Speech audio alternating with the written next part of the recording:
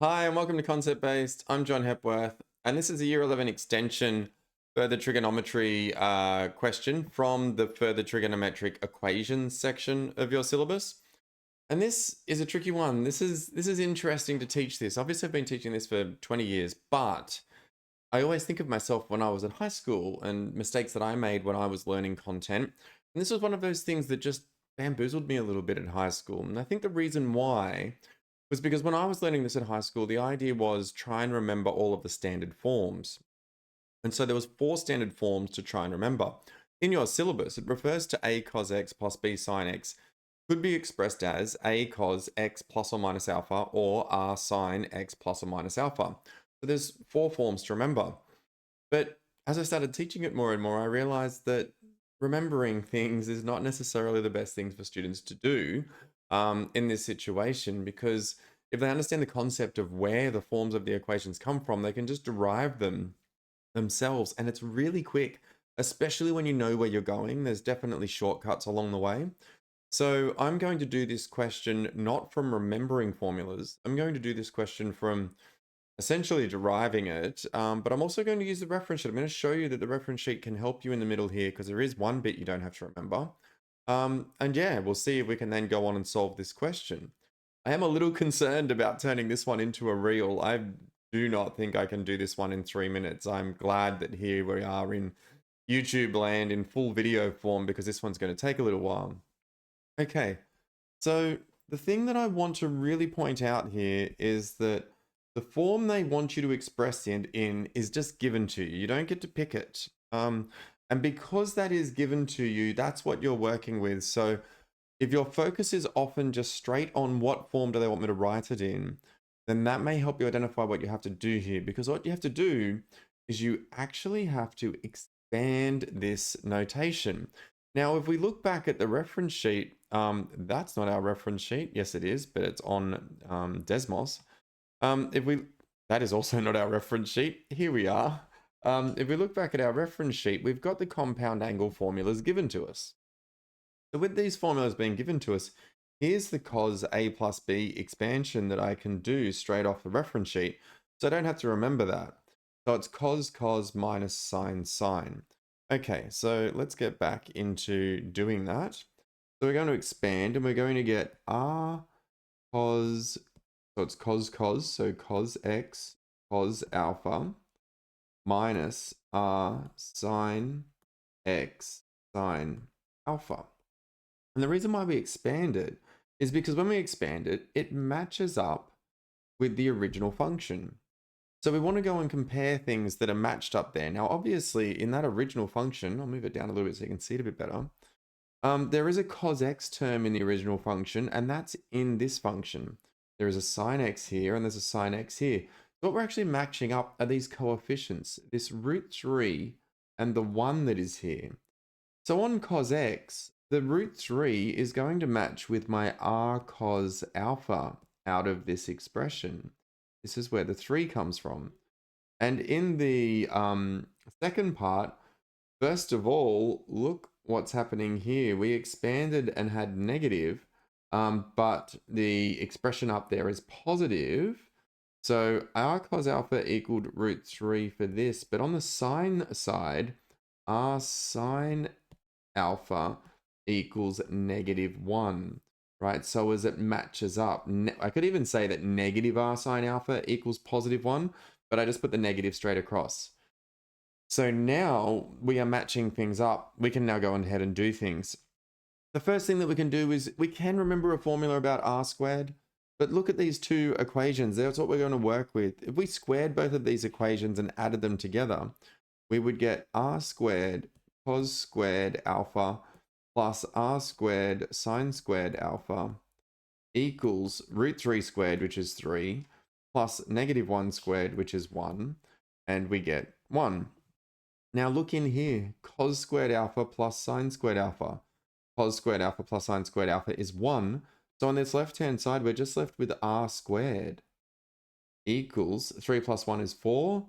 And then r is the square of 4, and I wrote 1. R is the square root of that, which is plus or minus 2, but we're just taking the positive version in this case. So we have r equals 2. Now we can go and put that back up into our equations at the top here. So we could rewrite them, but what I'm going to do is actually just go up to these top two equations that I've got, and I'm just going to divide them. I'm going to divide 2 by 1, and I'm going to get sine alpha divided by cos alpha, which is tan alpha is equal to -1 on root 3. So if I've got tan as a negative, what does that mean in terms of where my alpha is going to be when I do the unit circle? So going into ASTC, if the tan is negative, here is good and here is good. But notice up in where the equations came from, sine was negative, right? Sine is negative. So we're actually not going to have this one. We're going to talk about this quadrant down here for our angle. So we used these equations 1 and 2 to work out which quadrant we were using. And now we're going to go ahead and use the tan function to find out what the value is.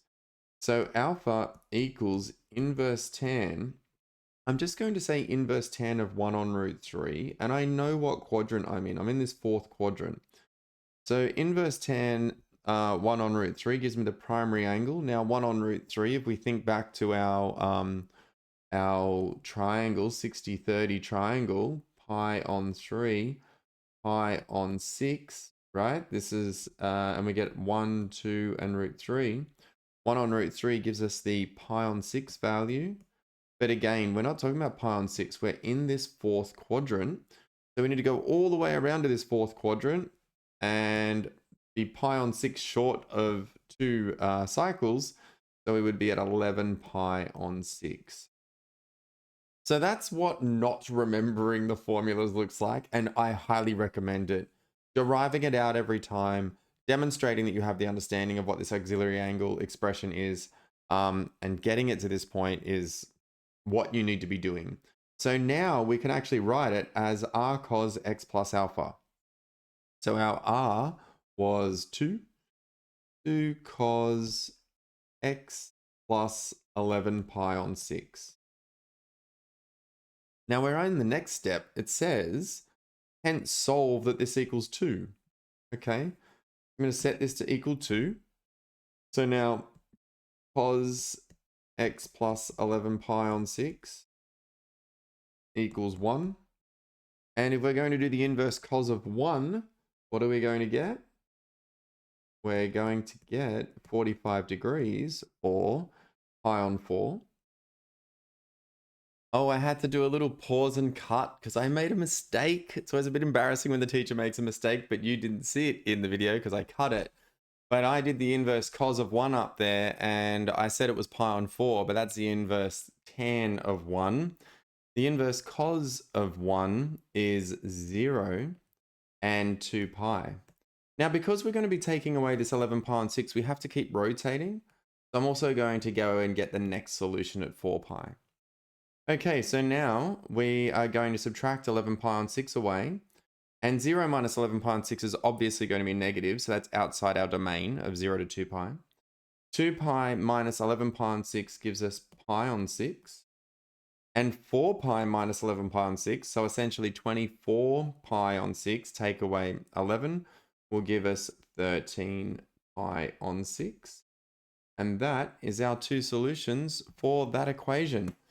Again, just this step back up here, this is the crux right here, where you're expanding cos into that expression and then matching up coefficients of that expansion to allow you to find alpha and find r, and making sure that it's negative or positive and working out which quadrant it's in, because it's the quadrant with the positives and negatives that allow you to get the right alpha in this question.